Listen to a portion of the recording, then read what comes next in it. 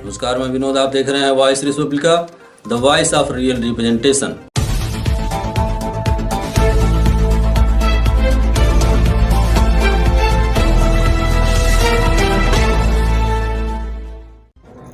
आज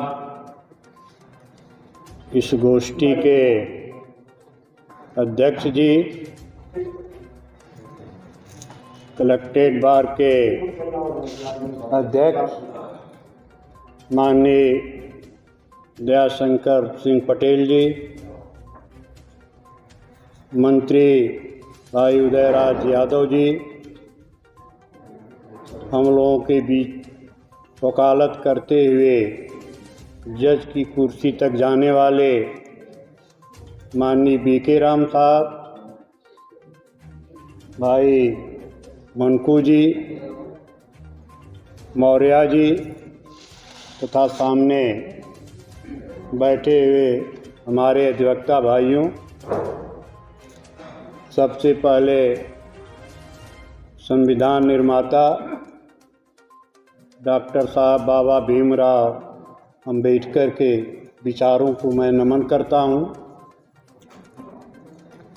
चर्चा बहुत हो चुकी, हमारे तमाम साथियों ने सामाजिक न्याय के बारे में बहुत कुछ बताया, बहुत कुछ कहना शेष भी नहीं है, लेकिन इतना मैं ज़रूर कहूँगा, जब भी इस देश में हमारे समाज के लोगों को सामाजिक अन्याय का सामना करना पड़ा, उसका मुख्य कारण रहा अशिक्षा और झूठ। हमारे पूर्वजों को इस देश के ठगों ने कहा कि आप यहाँ मेहनत करिए, मेहनत का फल आपको ऊपर मिलेगा। हमारे पूर्वज हाड़ तोड़ मेहनत करते रहे, अपने कमाई का पूरा हिस्सा उन ठगों को देते रहे, लेकिन हमारे पूर्वज वहाँ गए, आज तक किसी ने संदेश नहीं भेजा कि हमको अपनी धरती वाली कमाई का लाभ वहाँ मिला। लेकिन आज हमें इस बिंदु पर ध्यान देना है और शपथ लेना है कि हमें जो कुछ भी करना है, हमको अपनी कमाई का, हमको अपनी मेहनत का फल हमें यही चाहिए, हमको ऊपर का फल नहीं चाहिए। यह हमें शपथ लेना है साथियों। और वह झूठ और वह शिक्षा आज भी चली आ रही है और हमारे समाज के लोगों को आज भी वैसे ही प्रभावित कर रही है और हमारे समाज के लोगों को सामाजिक न्याय नहीं मिल रहा है। आज से करीब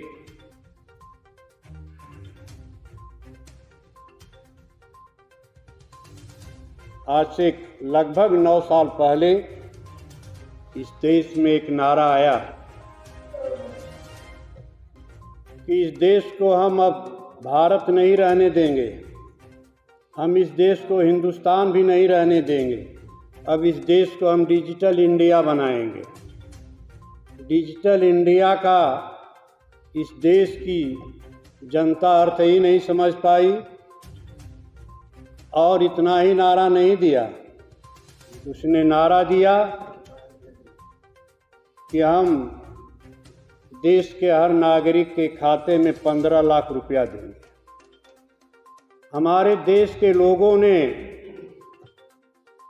जरा सा भी विचार नहीं किया कि डिजिटल इंडिया क्या है और प्रत्येक व्यक्ति के खाते में 15 लाख रुपया कहाँ से आएगा। झूठों की सरकार बन गई। वे झूठे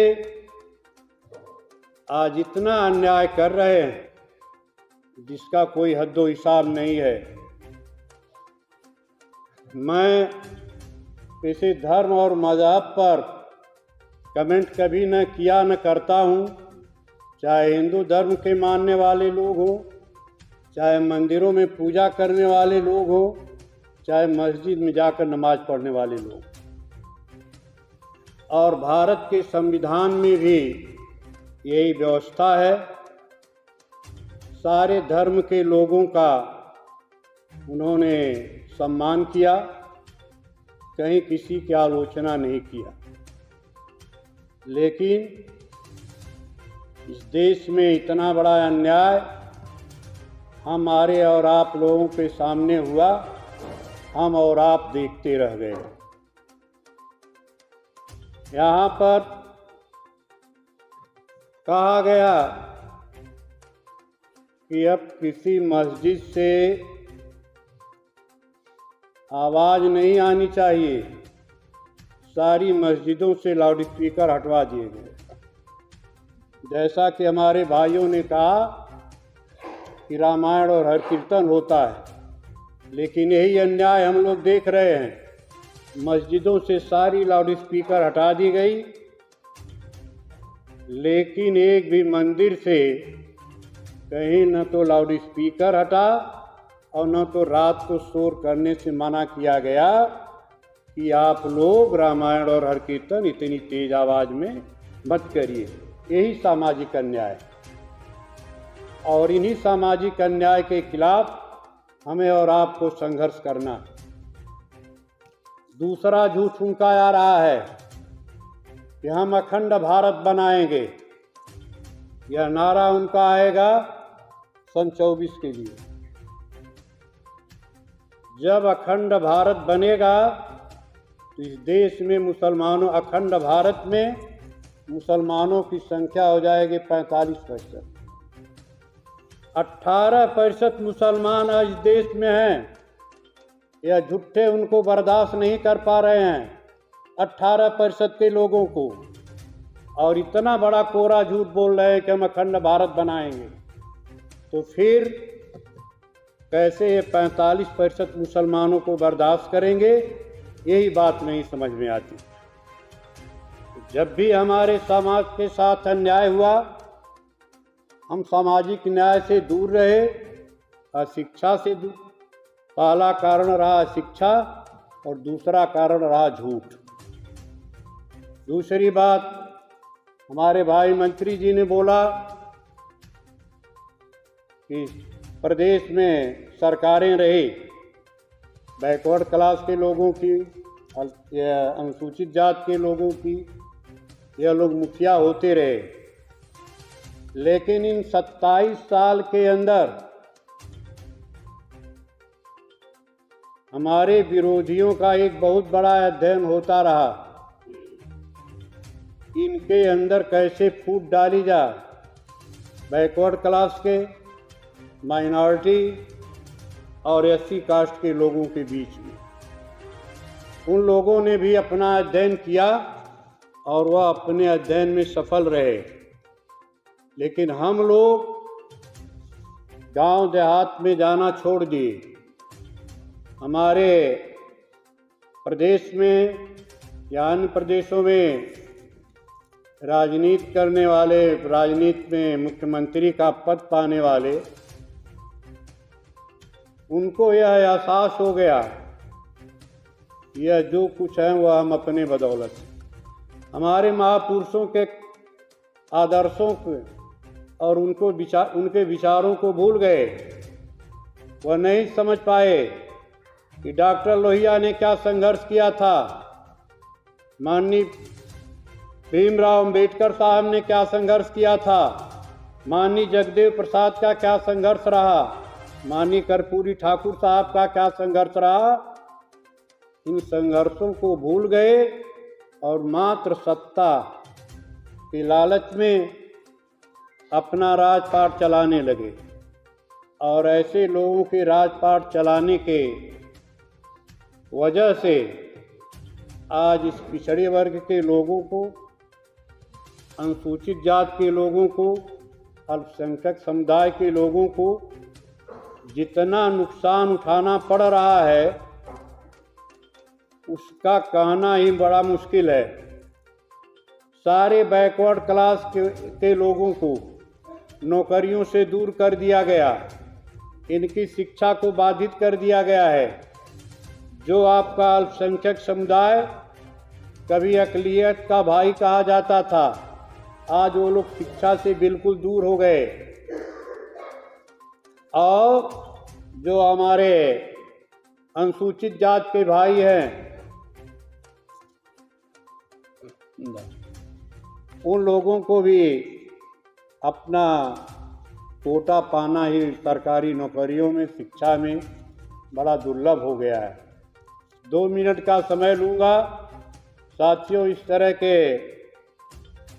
सम्मेलन, इस तरह की गोष्ठी हुआ करती है, ये सही है, लेकिन मान्यवर कांशीराम साहब, चाहे मान्यवर कर्पूरी ठाकुर रहे, चाहे माननीय नेता मुलायम सिंह यादव रहे, चाहे जगदेव प्रसाद रहे, ये लोग गांव-गांव जाते थे।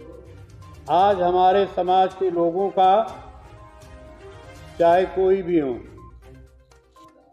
चाहे वहाँ नीतीश जी हों, चाहे यहाँ अखिलेश जी या मायावती जी हों, इनके कार्यकर्ताओं का गांव-गांव जाना सबका बंद हो गया है। और आज समाज में जो सबसे बड़ी दिक्कत आई है, जो अध्ययन हुआ है हमारे विरोधियों का, उनको 10 किलो 20 किलो अनाज दे करके उस अनाज को बिकवाते हैं। उस अनाज से उनका थोड़ा बहुत दिन का रोजी रोटी चलाते हैं। उनको शिक्षा से दूर कर दिए। वह सोच नहीं पा रहे हैं कि हमारा अधिकार क्या है। उनको शिक्षा से दूर करते जा रहे हैं।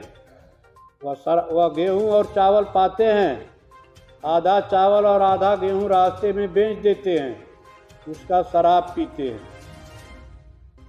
हाथ से काम करना नहीं चाहते हैं, एकदम से जैसे कर्महीन होकर घर पर बैठे रहते हैं चावल गेहूं की लालच में। ऐसे लोगों की प्रगति रुक गई है।